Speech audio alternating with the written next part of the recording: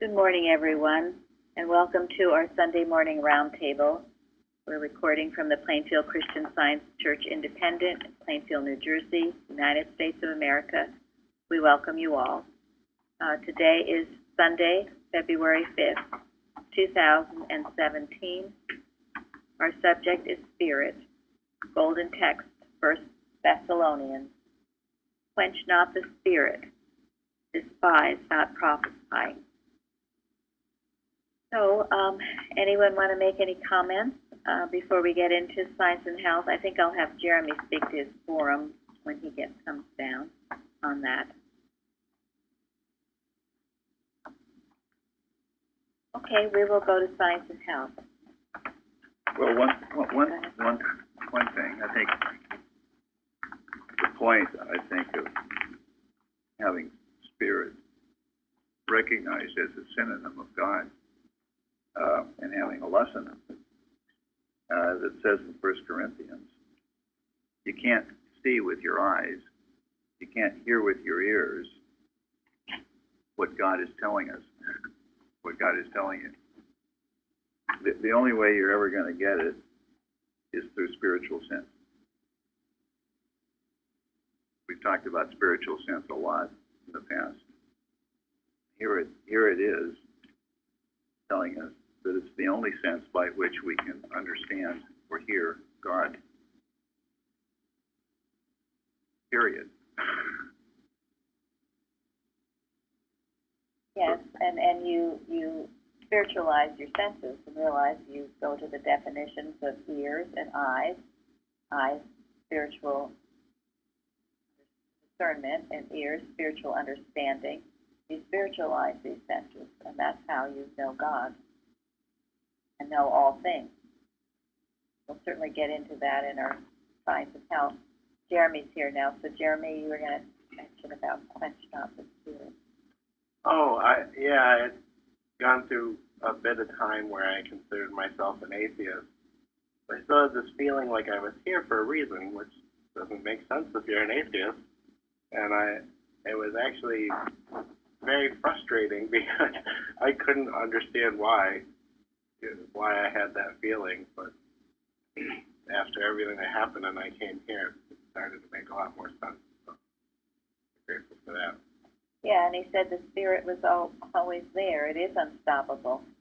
Quench it not. And that word quench means to what? To stop it.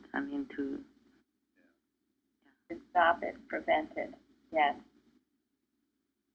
So that spirit is bubbling up in you always, and you are the one who puts it down. The nature of mortal mind to always be in an effort to quench the spirit. It's so reassuring to know that it can't be done. You might try, but it bubbles up again. It's all-powerful and ever-present. Don't quench it.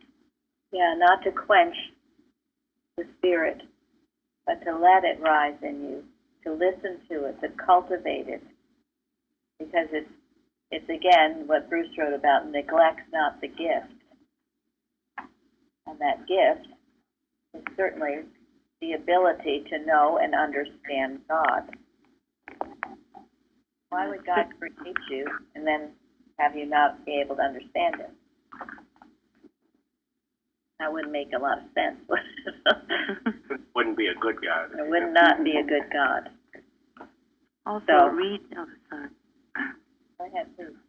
No, reading the Science of Being, that chapter, there's a lot on spirit, and why we should understand that our life is spiritual. I see that it's so important that, because without that understanding, then what man are we talking about when we say perfect God and perfect man?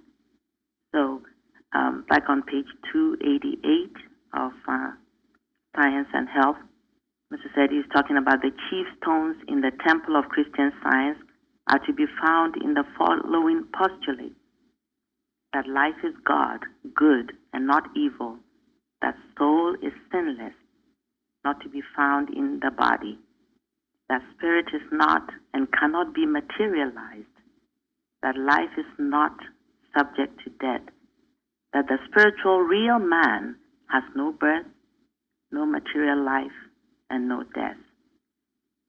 He says that man is not the offspring of flesh, but of spirit, of life, not of matter. And I think the more I think about that, how important it is to go back to these to really understand what the real man is and what we are. And that's how we have our freedom, or knowing who we really are is what gives us the peace. Walk with what's true. Thank you very much. Thank you, Florence. Well said, yeah. So you can't quench it, you can't limit it, you can't stop it, you can't get rid of it, and we shouldn't try. No, and we shouldn't neglect it. Don't neglect it. Listen, cultivate it. Okay, anyone else? Then Gary reads number 1 in Science and Health. Science and Health. Spirit, God, has created all in and of himself. Spirit is the only substance, the invisible and indivisible, infinite God. Things spiritual and eternal are substantial. Things material and temporal are insubstantial. Thank you. Yesterday, if any of you missed the Bible class, it's a good one to listen to. And Linda picked up on the chapter Mark 13 in the Bible, which is Jesus prophesying. And he prophesied the total destruction of the temple in Jerusalem, which happened. And I brought up this Augustus Stetson yesterday in the discussion. And there are a few things I just want to update and clarify on what I already said yesterday. She established the first Church of Christ Scientists in New York City. It's a huge church, and it was the architects were the ones who were the architects for the New York City Public Library. Anyway, it was a great big structure, and what I said, and it's true, more recently it was sold to a church called the Crenshaw Church, who had it for a while, and but even more recently they sold it at a great profit, and it went to people who are turning it now into a condominium. They can't do anything with the outward structure because it is an historical building. But inside, the huge pipe organ, all this stuff that she'd built will be totally destroyed and made into a condominium. So, again, it was a big, beautiful church at one time, but it's there's going to be very little trace that it ever existed. Also, there is the second Church of Christ Scientists in New York City has become the first Church of Christ Scientists in New York City. They changed the name because yesterday Tom, who lives in Manhattan, alluded there is a first Church of Christ Scientists, and that was the second church, which has now become the first church. So, and also I mentioned that they had tried to take her out of her home, the BOD, because she'd been excommunicated and all kinds of things. And actually that wasn't true either. They built a 17-foot wall between the church and her home, because her home was right next to this church. And it deprived her of any view, it deprived her of any sunshine. It was, so she sued them, and she won actually, but she didn't live much longer after that. And that her house, this big mansion, was also demolished just a couple of years after she passed on. So, and there is a book, there are some books written by people who, in support of her, and you can read, and they make a pretty good case that she wasn't the terrible, terrible person that the BOD claims that she was. As we know, Mrs. Eddy, in her letters, it says Mrs. Eddy loved her. So she might have had a falling out in all of this materialism, but she had had a great practice in New York and a lot of healing work going on. She couldn't have grown the way she did if that hadn't happened. So I cast no judgment on her. You can decide for yourself. But it's part of the history of Christian Science. And she was excommunicated in November of 1910. And what happened in December? Eddie passed. Eddie Eddie. passed. She did. And in the New York Times article, it says that Mrs. Eddy was cryptically silent on the whole issue of Augustus Stetson. I did read from, I think it was in Longyear, who I know thinks she was madly ambitious. They said, at the end, Mrs. Eddy had agreed that she should be excommunicated. But I think for a lot of other reasons we know, Mrs. Eddy was just saying, okay, you guys, it's up to you now to figure things out. But she predicted, which is how this discussion got started, she predicted the demise of this church. She predicted that in the very initially. And if you listen to the Bible study, you'll find out more about that. Okay, so go ahead. Yes, during the Bible lesson this morning, I came into Numbers 11:29, which totally defends the idea that the branch churches need to be independent and rise and fall on their own. And the last part of 11:29 is where Moses, to just give a background on that, was when the 70 were to be helping Moses. Eldad and Medad stayed in the camp and prophesied there. And when an individual came and told Moses about it, Moses said, "Enviest thou for my sake? Would God that all the Lord's people were prophets, that the Lord would put his spirit upon them." So it also made me think when I first joined a Christian Science church, there were 3 little churches nearby, and I went to each one, and I chose the one that I thought would be the best. And it gives you options. If you don't like one, you can go to the other one. That's right. Good point. Yes, it is. You can decide for yourself, and they would fail or flourish on their own merit, as anything else. That's what a free society believes in, where you have that. There's no monopoly. Monopoly leads to the huge organizations and this welling up of frankly, the human mind. And corruption. And corruption. And it all leads to tyrannical control. Yes. It's temporal. It will always be temporal. Yes. Yeah. And the So only this salvation, Go ahead. I was just going to say, the only salvation is individual. Yes. Very important to understand that. It's individual. We guard our individuality, our individual rights. That's why everyone's individual relationship with God is sacred. And it is established as sacred in the Constitution of this country, of the United States. But the individuality with God, each one makes the collective good. Yes, it does. That's right. It does. And we unite only in the one mind. And if we can do it, even in a small measure in our church, that helps bless the whole world. But it is never anyone telling you what to think or how to think in any way. It's between you and God. And we come together in that way. Very important.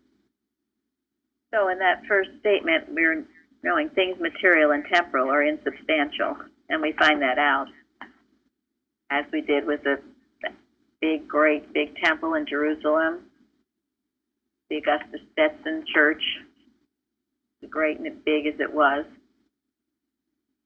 I imagine eventually there'll be very little trace of it at all. It's already, you can already see from the last time I checked on the internet how it's already changing. So,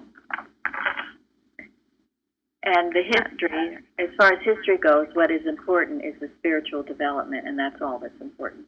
Go ahead, Swan. No, I was going to say, one might think, well, then, what do you think of Pleasant View? Now it's not there, something else is there, and so on. But Mrs. Eddy's gift to mankind goes on. So it's a difference there. Definitely. Definitely. And the one thing, as we've talked about before, we have to make sure that she is not wiped out, because that is part of this whole thing, to get rid of her. I read recently, I didn't bring it with me, but it was in Collectania, where Mrs. Eddy addresses that. When people lose their sense of her, who she is, appreciation for her, their thought becomes darkened, and they go down a spiral. That's definitely a paraphrase. But our understanding of her and our appreciation of her is essential to understanding science. They can get rid of her and everything about her, then they're making inroads, and they are working on this. They are. So we keep talking about her. We keep her alive. Go ahead. That's something to always keep in mind, that the Pleasant View lives on today. That view that can't be seen by the eyes or heard by the ears, but the spiritual sense that perceives God and His wonderful truth and His great blessing for mankind, that view lives on. We can thank Mary Baker Eddy for bringing it to light. Yes. And we can also thank Carpenter for all his books which explain it. And he spent 1 year in Pleasant View and brings us so much enlightenment about that.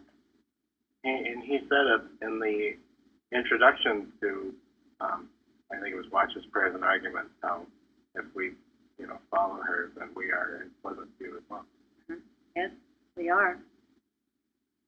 But as you all are realizing, it's very important to understand how she used and demonstrated the science.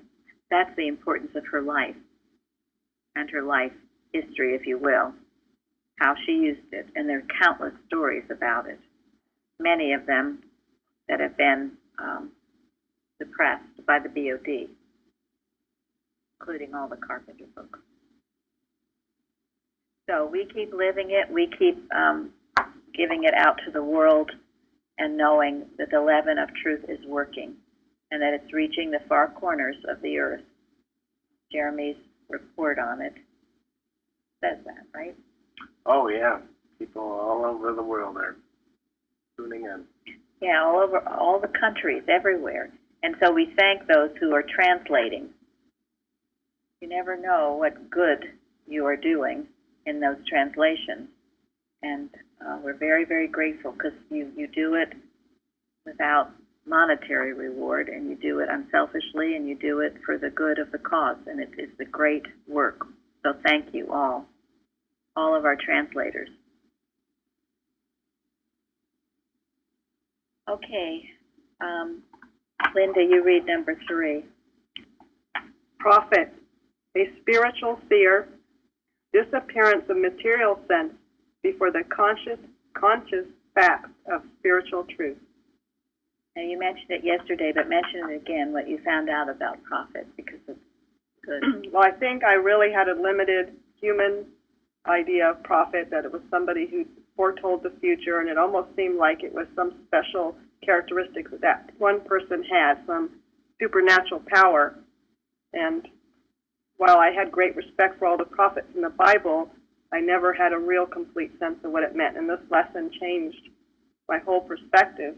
And I think being here at Plainfield has done it too. I realized it in your life and how you live, and the humility is the work that you do to make yourself a good worker for God is really what brings the qualities of a prophet. I'm not thinking that I can think clearly. What I wanted to say is, yesterday Mrs. Singletary said something I thought was interesting, which is not mind reading either. And I think a lot of the esoteric has turned it into that. And it's so important to see that's really given to all, as you saw in the story with Eldad and Edad. Me, Dad? And that it was very important to me to realize it's in your life and living, and that it was not about foreseeing the future so much as if you understand God's precepts and His laws and His rules, that you know the consequences, and that the consequences don't have to happen if you follow the precepts, but that it's a natural result of air destroying itself if not living up to the standard. Thank you. And that's, again, individually and collectively. So, then... Citation 4 does this. It says that when thought which is in rapport with this mind, when thought becomes in rapport with this mind, then you can know the past, the present, and the future. So, like you said, in support of what you said, Linda, it is something that, again, can be cultivated. Thank you. It happens. It happens as you grow in your science. It's not even something that you seek. It just happens. And you cannot, this lesson brings out too, you cannot misuse it. Now, there's this huge difference between this and my clairvoyance. What is that, and what is the difference? Clairvoyance is using the human mind.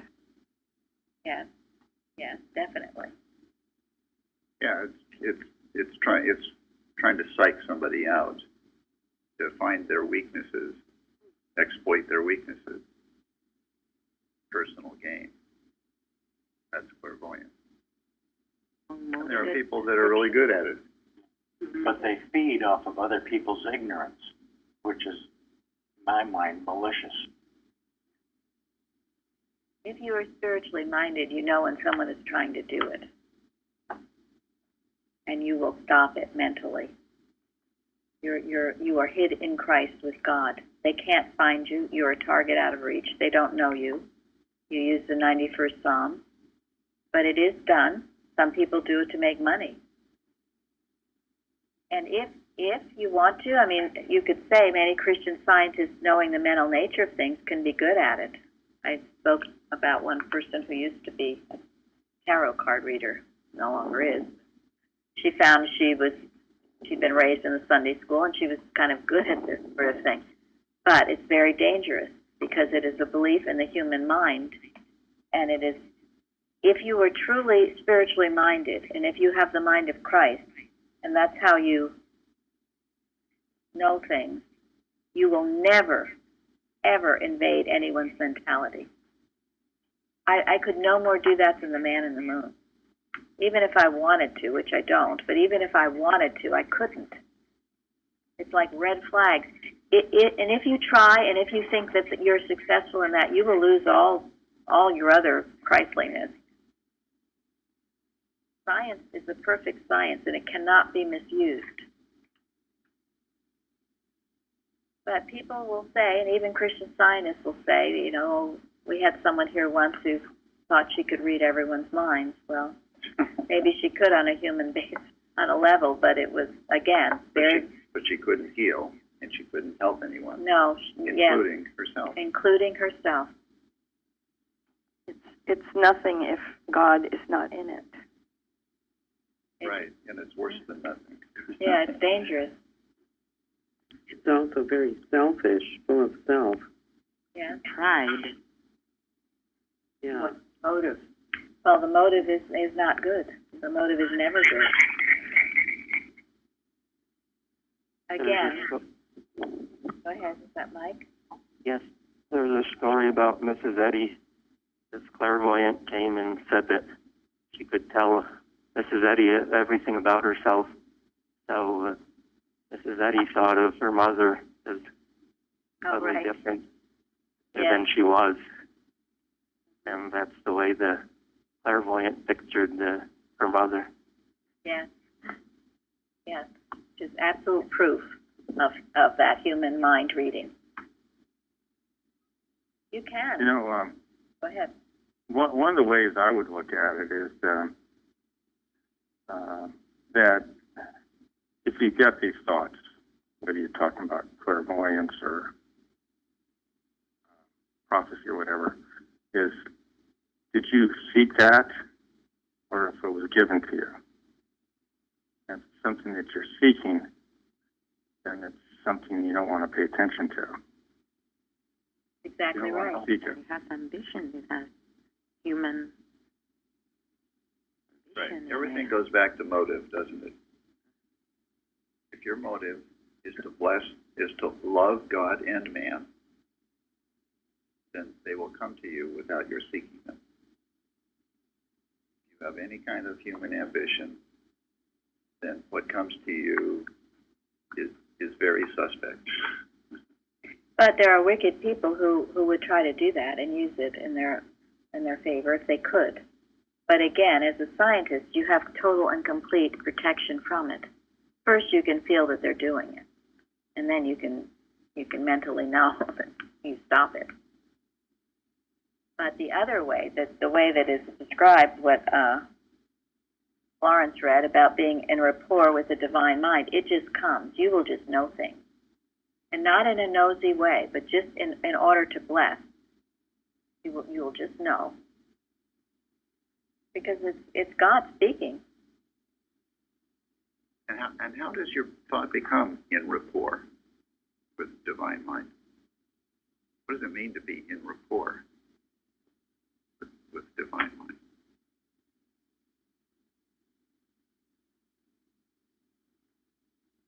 First of all, and we repeatedly reminded here, when you wake up first thing, God is mind, God is my mind.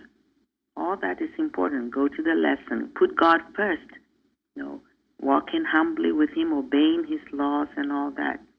All that keeps you in line with the divine mind, day in and day out. Yeah, that's what true humility is, isn't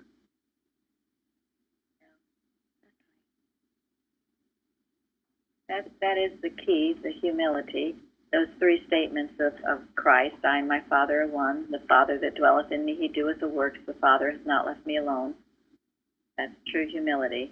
Once you have that humility, you can do nothing of yourself, then you become empowered by what God is and can do. And always to heal and to bless. You're not invading anyone's thought and trying to get in there. Even if you wanted to find out, well, what's wrong with that person? I'm going to try to get into their thought. No, you can't do that. It's impossible. It's like going into someone's house uninvited and looking around to figure out what they like. And the whole premise is wrong. You start out with perfect God, perfect man, perfect universe. In seeing them perfectly, you will know automatically what's not right. And you'll know it for its nothingness, not as some, scarlet. And you will know it for the purpose of helping them out of it. The truth that you're knowing is what reveals what you need to know. Yes. The more you are in rapport with God's perfect universe, you will also know what's not right, but only seeing it as the illusion and as the counterfeit. It's quite amazing. So what does it mean to know the past, present, and future? What is it to know the past?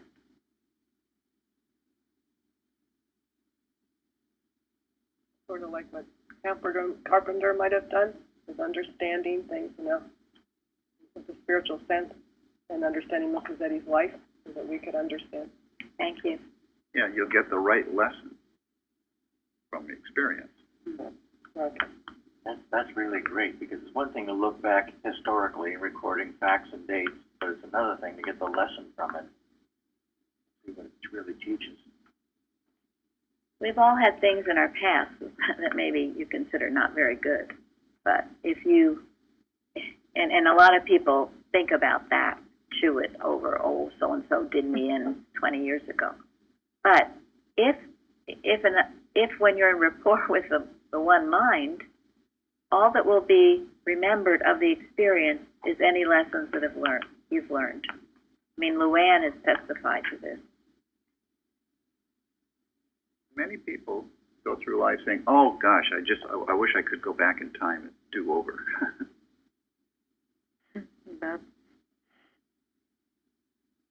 do now. Do exactly. Learn the lessons and do now. It's never too late. And if you know only the good was real and true, then everything falls into place. And that includes the history of our country and of our world and other things. You look for the spiritual growth and development. That's all that's important. You know, when we study the Bible now, I mean, if we just concentrated on these horrible wars and talked about how awful it was and how many people were killed, I mean, we would go away so depressed. No, we just see the lessons that were being taught in those stories, the truth, the chain, the divine chain, the golden chain of truth, I call it, throughout all the years. That's knowing the past. So, how about knowing the present?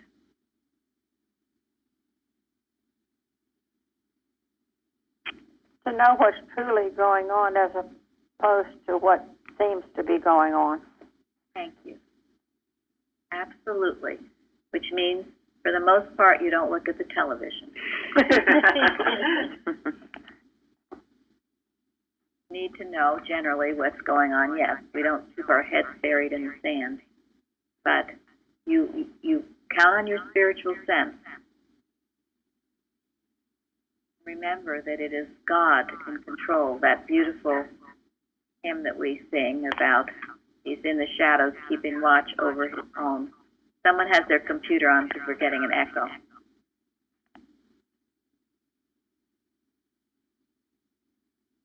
So, and don't be rushing through your day and just watching the news constantly or whatever, that you don't take time to touch base and ask God what's really going on. And one thing, you know, Mrs. Evans always said this, and remember this to be true. Only good is going on. If you declare that and know it, no matter what seems the physical senses seem to be screaming at you, only good is going on, then that's what will happen. I'll have Gary read this. This is in the Martha Wilcox book, 255, Our Practice Governed by Our Viewpoint. This is entitled Spiritual Vision. Patriarchs and prophets based their mental position on spiritual vision. What to others at that time seemed to be ordinary human conditions and events, these men interpreted according to spiritual vision, and placed upon the conditions and events an entirely different value than was placed upon them by the mind that was unenlightened spiritually. These men lived life and practiced life based upon their spiritual vision of men and things, with the result that they exercised spiritual power. They brought water from the rock. They fed the hungry with barley loaves and corn, and they raised the dead.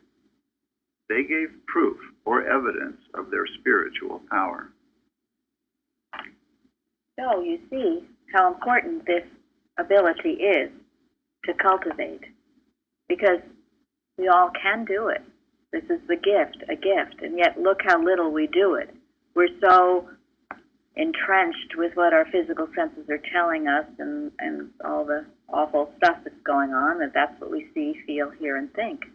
And yet if we quiet our thought and know right in this spot is the very presence and power of God operating, well, can feed the multitude, quiet the storm. And we do. We do. This is why we watch. This is why we keep our thought poised. So if you are in any kind of a situation that seems alarming, you can think the truth. Be in rapport with that one mind and tell yourself, only good is going on.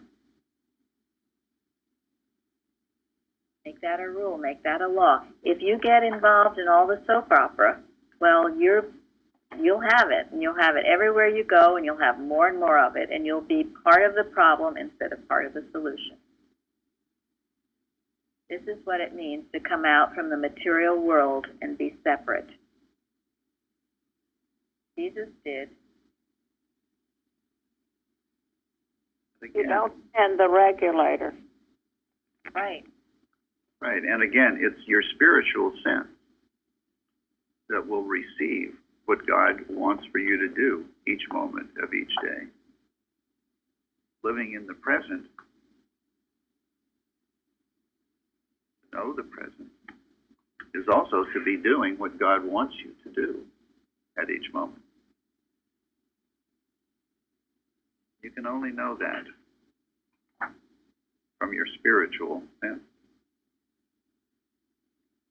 You know how wonderful it is if some commotion is going on and you have someone in who comes in who is thinking clearly and calmly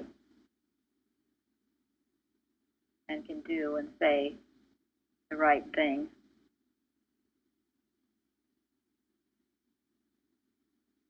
And shouldn't we all be that person? We should be all that person, yeah. We can, because God made us capable. And as you do it in your daily life, more and more on little things, acknowledging God's presence. I mean, we go back to that finding a parking spot. Well, that's a good thing. You're in a busy place and you find a parking spot and say, God, thank you. I needed to be here. You provided a parking spot. That's the kind of thing I'm talking about. You do those little things day by day, then you're up in some big, exciting thing. You can think calmly and know the solution. Some of us went to see this movie called Hidden Figures last week, which was about these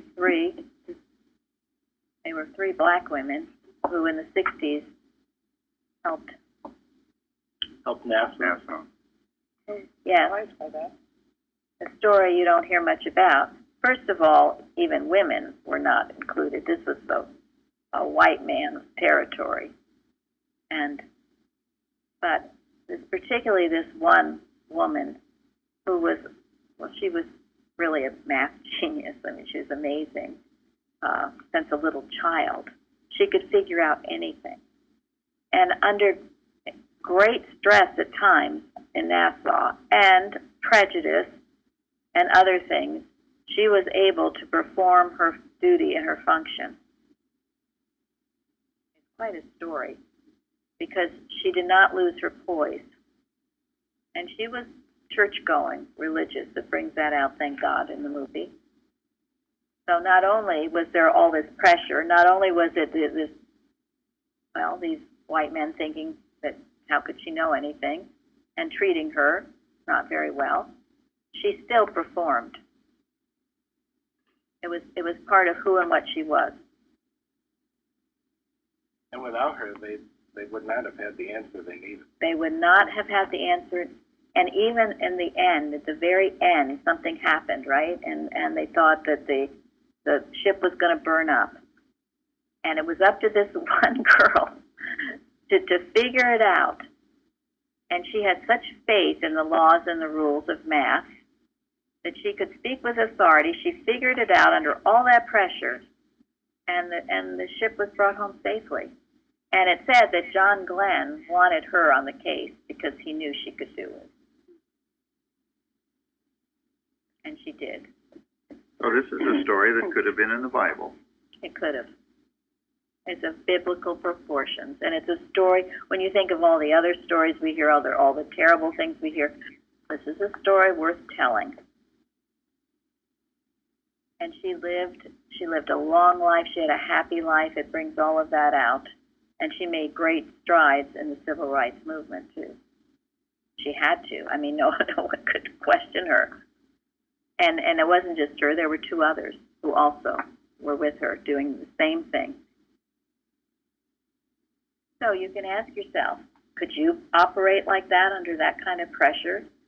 Would you be like, oh my gosh, I can't think, a mental block.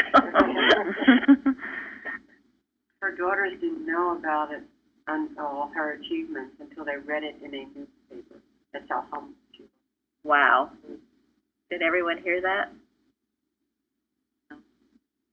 Her daughters didn't know about all her achievements until they read it years later in the newspaper. That's how humble she was.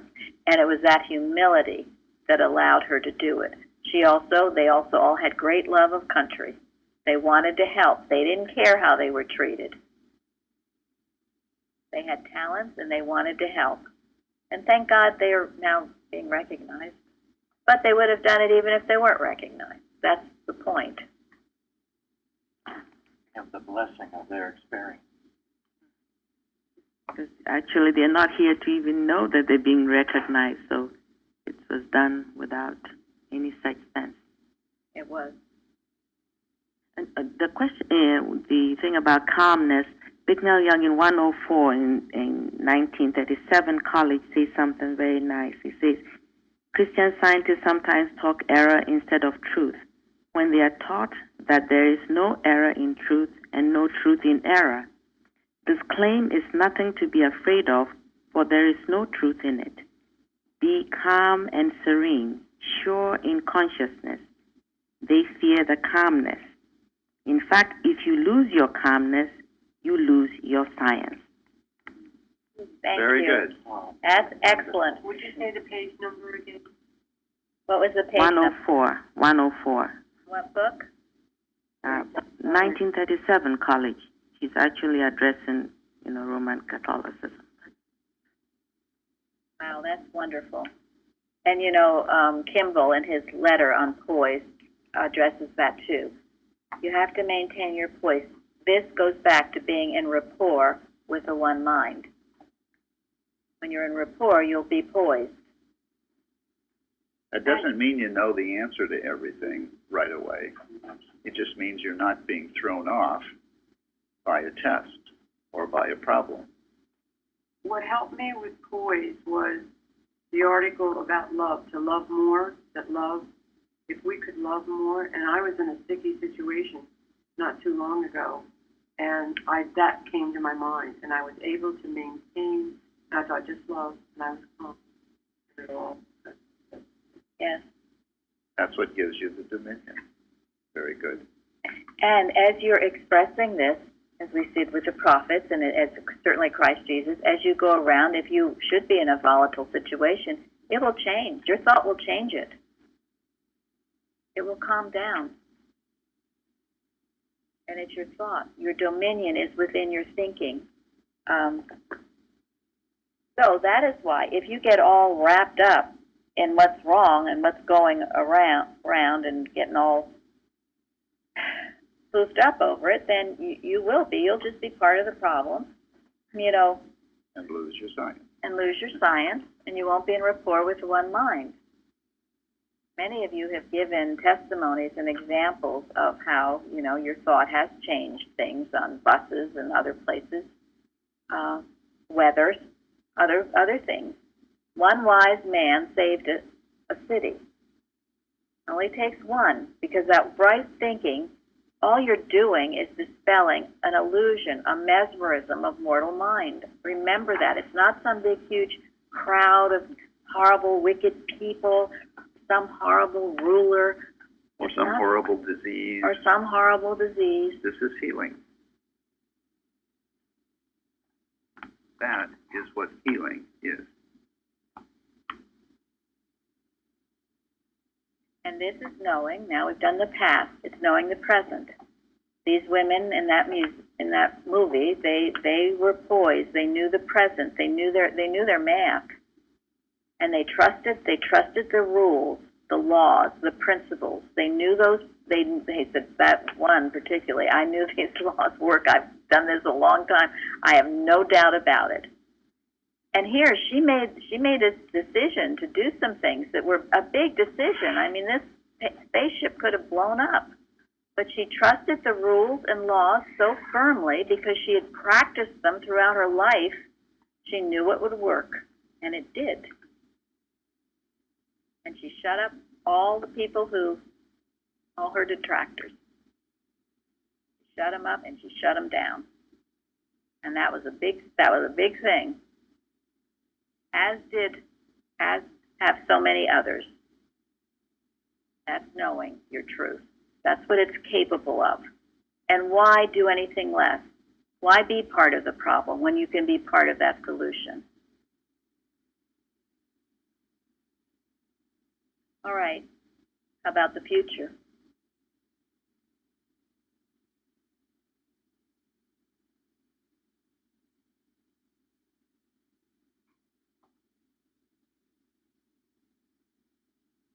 Well, if you see something that's going on and understand its quality, you can tell where this is going to lead you.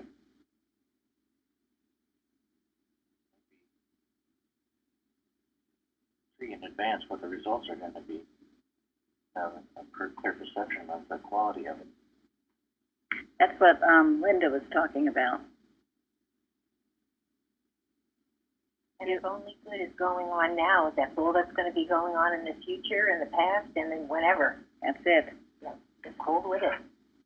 Ultimately, no matter what, that's all that will go on. That's what we need to know. Deny all else. Yes.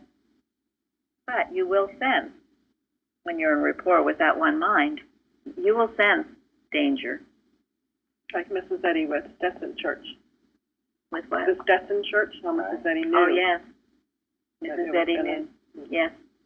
She knew. Pretty amazing, the example of Jesus, who walked out of that temple, said, "The day's coming, not one stone will be left on another." But another thing he was equally certain of was that his words would live forever. Despite he didn't look like it might have at that time. Sure didn't look like it, but he knew with absolute certainty. That was, thank you, yes. This was right before he went to trial and was crucified. And he could have just thought, gosh, my career's just a mess. Certainly looked like it. It looked like it. Even the disciples thought that. But he knew. And why did he know? Because he trusted in the laws and rules and principles of the universe. And that's what we must do. That doesn't necessarily mean we won't sense the danger or see danger. But we will know that the rules of God, God's rules, will prevail. That they have power over any wickedness, any scheming mortals, any belief in the devil, anything else. They have the ultimate power. Because it's truly the only power. So you will begin, as you grow in your science, to feel more and more, to feel like you can tell what might happen. You know, that was one thing, and I do see it, probably Florence does too. Mrs. Evans would have a hard time when she would see people disobeying God, and she knew what that was going to lead to. And so she would try to get them to stop, and that led to sometimes rebellion and people, you know, getting angry or thinking she was a control freak. But sometimes, I know in my position, I can see when people are continually disobedient, what's going to happen. And you want to spare them that. They will be moving over into the Adam dream. It will be a dream. It won't be the truth. I'll never believe it to be true. But why dream that dream when they don't have to? So that's what it's like. You'll feel it. But again, you'll know that the truth prevails. No matter, they might go into that Adam dream for a while, but they'll have to wake up, come back to the Father's house. That is what hurts most. Wanting to help someone out of something that you know bringing on themselves, they don't want to listen to. And that was true, wasn't it? True of the prophets. And they spoke not necessarily in individuals, they were talking to nations. The whole nation. Mm-hmm. And some of them were killed for predicting or saying, you know, you keep going along this path, you're going to be in trouble. So, but again, you go back to those pages in Science and Health, 96, 97, where she talks about these times and what you do. You cheerfully await the ultimate certainty of perfection. Yes. Yes. Certainty of ultimate perfection. And those who stay in the science, you become protected from all this other stuff. mainly because you see it as being untrue, unreal, And you don't give it power. and you don't get. So this, to me, this was such a wonderful lesson. So timely, so wonderful, so helpful. I love Mrs. Eddy's chapter about spiritualism in which she talks about all this. So think about when you are in rapport with that one mind, what you are capable of. Okay, I'm going to have, guess I'll have Bruce read from Taking Offense, 224, Mrs. Eddy.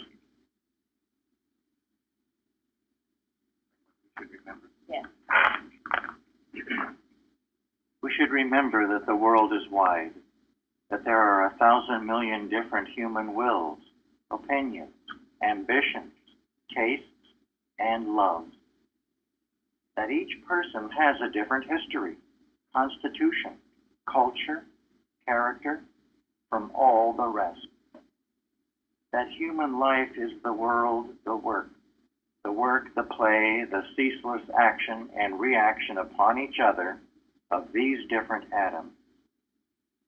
Then we should go forth into life with the smallest expectations, but with the largest patience, with a keen relish for and appreciation of everything beautiful, great, and good, but with a temper so genial that the friction of the world shall not wear upon our sensibilities, with an equanimity so settled that no passing breath nor accidental disturbance shall agitate or ruffle it, with a charity broad enough to cover the whole world's evil, and sweet enough to neutralize what is bitter in it, determined not to be offended when no wrong is meant, nor even when it is, unless the offense be against God.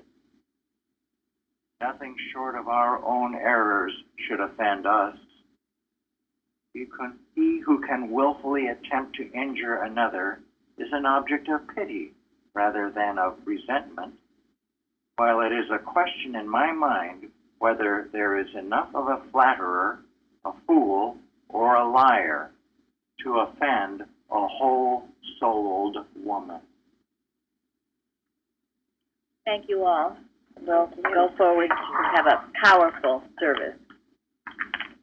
Thank you. Thank you. Thank you. Thank you.